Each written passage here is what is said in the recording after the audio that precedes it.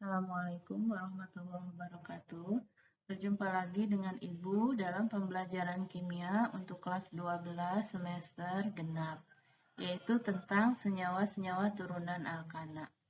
Nah, senyawa turunan alkana ini yang akan kita pelajari adalah pertama gugus fungsi dan yang keduanya tata nama turunan alkana.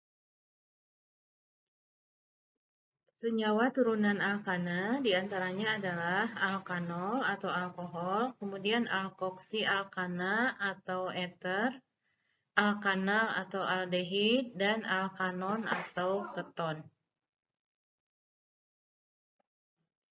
Senyawa turunan alkana yang pertama adalah alkanol atau alkohol.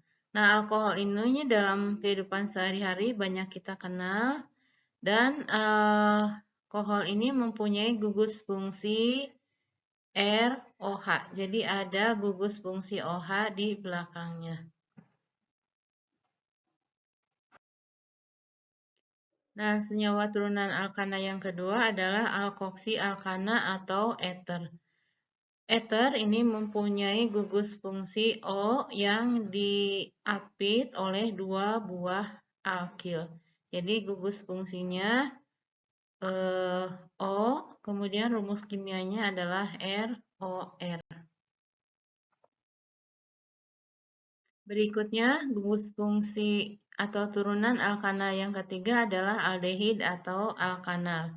Nah, aldehid ini mempunyai gugus fungsi COH dan secara umum rumus kimianya adalah RCOH.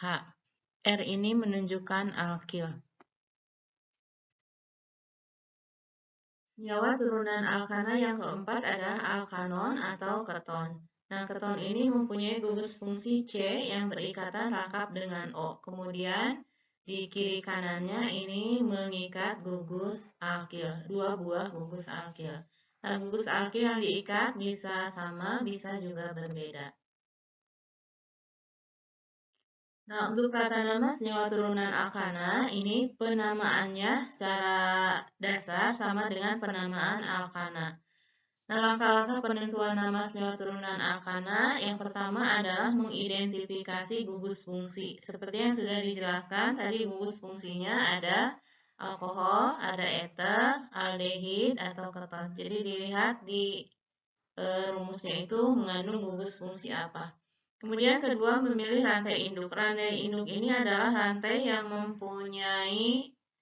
rantai induk ini adalah rantai yang paling panjang. Kemudian ketiga, menuliskan nomor.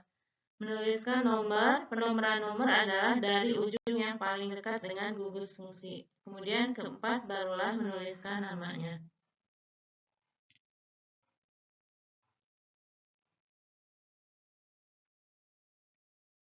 Nah, tata nama senyawa turunan alkana, ini akan kita bahas tata nama alkohol, tata nama alkoksi alkana atau eter, tata nama aldehid, tata nama keton, tata nama asam alkanoat atau asam karboksilat, dan tata nama alkil alkanoat atau ester.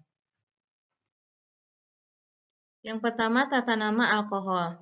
Nah, nama alkohol ini ada dua penamaan, ada nama IUPAC dan nama lazim. Untuk nama IUPAC itu pertama tentukan dulu gugus fungsi. Di sini gugus fungsinya ada OH, artinya alkohol.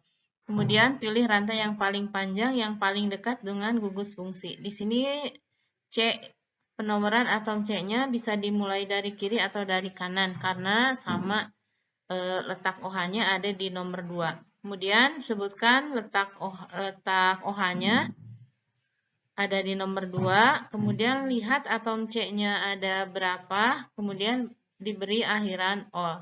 Jadi karena C-nya ada 3, nama alkananya adalah propana, maka karena alkohol, maka diberi akhiran ol, jadi propanol. Jadi namanya 2-propanol. 2 menunjukkan letak gugus fungsi, sedangkan propanol menunjukkan rantai induknya sebanyak 3 atom C.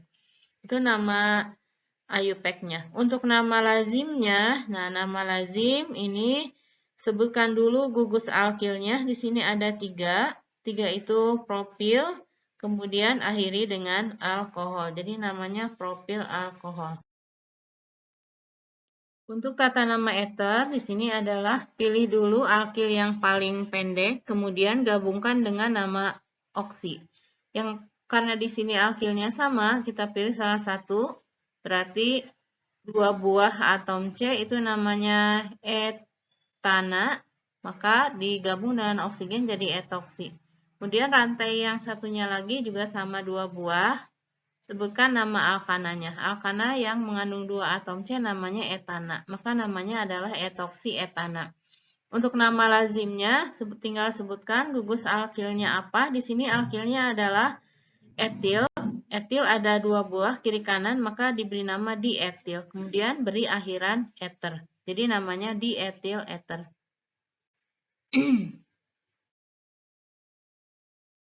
Untuk tata nama aldehid, pertama adalah pilih rantai yang paling panjang yang mengandung gugus COH. Di sini gugus COH ada di ujung, yaitu di nomor 1. Jadi gugus COH diberi nomor 1. Kemudian di nomor 3, jadi di nomor 3 ini ada gugus metil, ini sebagai cabang. Jadi untuk penamaannya, sebutkan nomor cabang dulu, nomor 3, kemudian nama cabang gugus metil, kemudian nama rantai induknya. Karena di sini ada 4 buah atom C, maka diberi nama butanal. Untuk nama lazimnya, ini sebutkan nama alkilnya, kemudian diberi akhiran aldehid.